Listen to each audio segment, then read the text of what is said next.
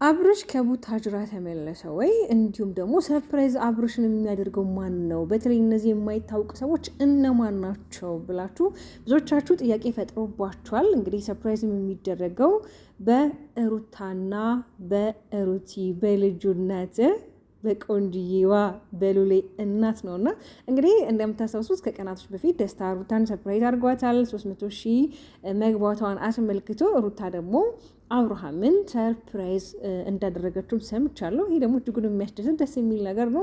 ትናንትናም እንግዲህ ያው አንድ ሰው ሰርፕራይዝ ስታደርጉት መቼም እናንተ እንደምታደርጉት አድርጋችሁ መቼም ያንን ሰው ሰርፕራይዝ ላረግህ ነው ብላችሁ ያንን ሰው አትነግሩትም እና ሰርፕራይዝ ያው ማስደመም ነው አይደል? ያንን ሰው ማስደሰት እስከሆነ ድረስ እንግዲህ 500,000 ቤተሰቦችን አፍርቷል። እንግዲህ 500,000 ማለት ከግማሽ ሚሊዮን እንግዲህ ያላነሰ ሰብስክራይብ ነው እና እንግዲህ እውነት ለመናገር 500,000 ሰብስክራይብ ወይም ደግሞ 500,000 ቤተሰብ ማፍራት ቀላል አይደለም እውነት ለመናገር ማለት ነው። እና ለዚህ ደግሞ ዋጋ የከፈለችው ሩታ ናት።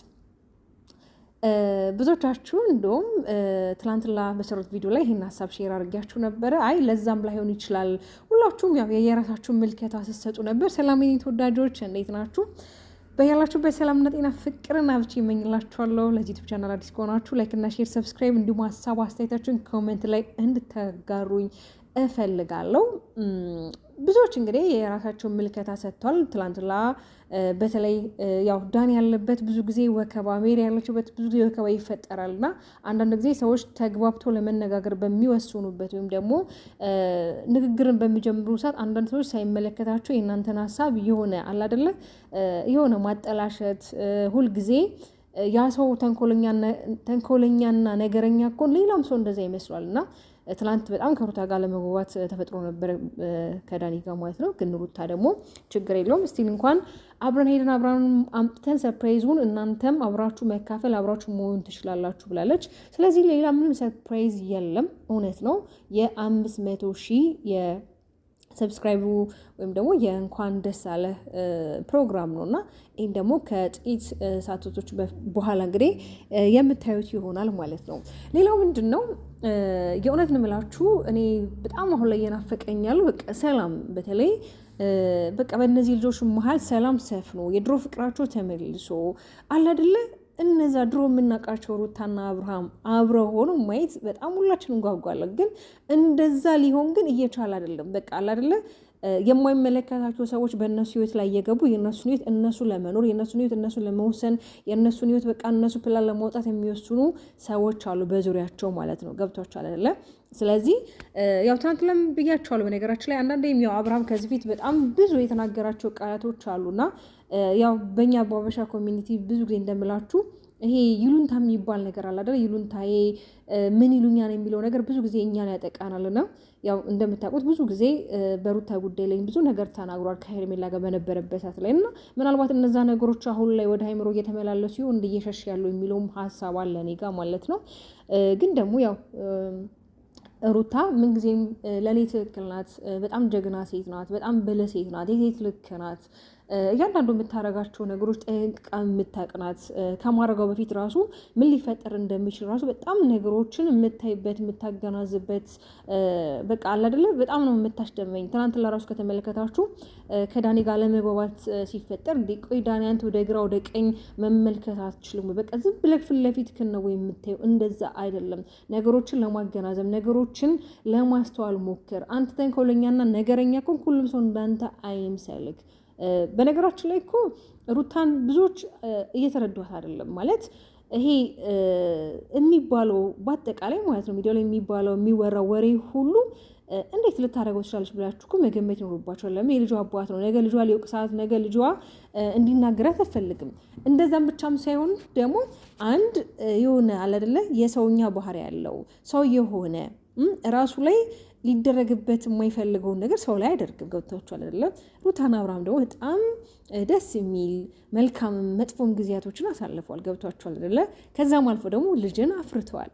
ገባችሁ አይደለ? ያው በመሀል የሆነ ግጭት በነበረ ሰዓትም ሄርሜላ መታ ነገሮች እንደዚህ የሆነ አለ አይደለ ቅጣቸውን ቢያጡም መስተካከል ባለበት ሰዓት ላይ ደግሞ ለማስተካከል ስትሞክር እያያችሁ ነው። አሁንም ሄርሜላ ተስፋ እየቆረጠች አይደለም። ከነሱ ህይወት መውጣት አትፈልግም።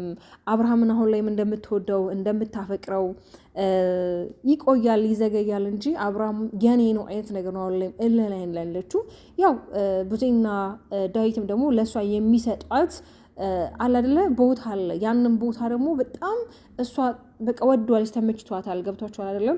ልክ እሷ መልካም ሴት ሩታ መልካም ሴት እንዳለች ነው አሁን ላይ እንግዲህ እነሱ ፊት እያንጸባረቀች ያለች። በቃ እሷ ሄርሜላ በጣም ትሁት እንደሆነች፣ በጣም መልካም እንደሆነች፣ ንግግር አዋቂ እንደሆነች ምናምን አለ አይደለ? እንደዛ አይነት ነገሮች ነው ሪያክት የምታደርገው። እና በነገራችን ላይ ሩታ ላይ ልደርሽም ሆነ ልታካያትም እንደማች ግልጽ ነው። የእውነት ነው የምላችሁ። ከአብርሃም ጋር ራሱ ብትሆኝ ይሄ የጀመራችሁት ራሱ የፍቅር የህይወት መንገድ አይዘልቅም። ገብቷችሁ አይደል? በነገራችን ላይ ሰው ያዘነባችሁ፣ ሰው ያለቀሰባችሁ፣ በአጠቃላይ ሰው ያዘነባችሁ ነገር ላይ አትቆዩ፣ ማሰነብቱ። ገብቷችኋል አይደለም? እንደውም እኔ ኮሜንት አነባለሁ የአንዳንድ መልካም የሆኑ ሰዎች አሉ። እንደውም አብርሃም ከሁለቱም ርቆ ነው መኖር ያለበት፣ ከሩታም ከሄርሜላ ርቆ ነው ልጅ መኖር ያለበት በቃ እንጂ ሩታን ትቶ ሄርሜላ ጋር መሆን የለበትም፣ ሄርሜላን ትቶ ሩታ ጋር መሆን የለበትም። ያው ሰው እንደየራሱ አይደለም የሚያስበው፣ እንደየመልካችን ባህሪያችንም የተለያየ ስለሆነና እውነት ነው። ግን ምንም ሆነ ምንም ከሩታ ጋር በጣም ብዙ መልካም ነገሮችን አሳልፈዋል፣ ክፉና ደግ አሳልፈዋል። እንዲሁም ደግሞ በመካከላቸው ልጅ አለ። ሰው ደግሞ ለልጁ ሲል በጣም ብዙ ዋጋ ይከፍላል፣ ከዚህም በላይ ዋጋ ይከፍላል።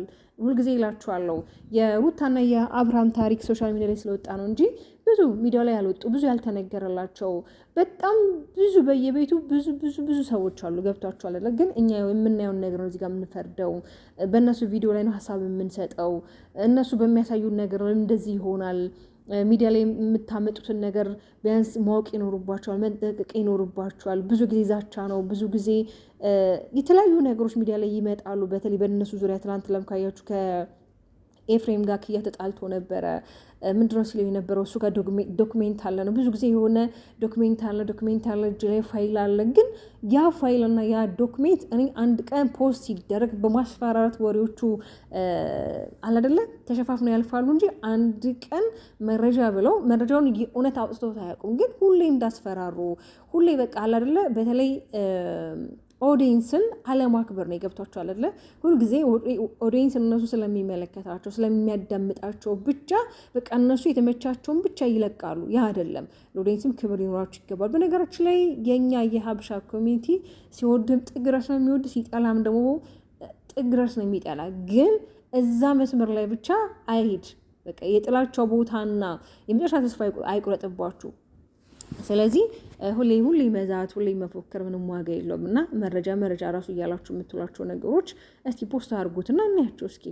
ሁሌ በመረጃ እኮ አለቅን፣ ሁሌ እኮ በማስፈራራት አለቅን። እና የኔ ምርጥ ተወዳጆች እንግዲህ ያው የዛሬ ቪዲዮ እንዳልኳችሁ የአብርሃም ሁላችሁም ምንድነው የሰርፕራይዝ እያላችሁ ወይ ሰርፕራይዝ የሚያደርጉት እነማን ናችሁ የሚለው ሀሳብ ብዙዎቻችሁ እንግዲህ ምን ይሁን እያላችሁ ላላችሁት ያው የኔ ምልከታ አጋርቻችኋለሁ። የአብርሃምን የ500,000 ሰብስክራይብ ፕሮግራም ነው። ያው ሰውን ሰርፕራይዝ ታደርጉት መቼም ሰርፕራይዝ እንደምታደርጉት አልነግሩትም። ከነገራችሁማ ያ ሰው ምኑን ሰርፕራይዝ ሆነ? ምኑን ሰርፕራይዝ ሆነ? ስለዚህ እንደዛ ነው የኔ ተወዳጆች። በነገራችን ላይ ቻናል ትንሽ ቀዝቀዝ ብሏል እንደሆነ አላውቅም። ያው እኔም ቪዲዮ በነገራችን ላይ ፖስት እያረኩላችሁ አይደለም። በእርግጥ እናንተም ያው ሀሳብ አስተያየታችሁን ብዙ የታጋሩኝ ያላችሁ ይመስለኛል። ያው አንዳንዴ የሰዓትም ማለት ሰዓቶችንም ጠብቄ እየለቀቁ ስላልሆነ ይሆናል ይመስለኛል። እና እስኪ ሰብስክራይብ አድርጉ፣ ላይክ አድርጉ፣ ሼር አድርጉ፣ እንዲሁም ሀሳብ አስተያየታችሁን አጋሩልኝ። ከቻላችሁ ደግሞ ኮፒ ሊንክ አድርጉልኝ። እወዳችኋለሁ። ባባይ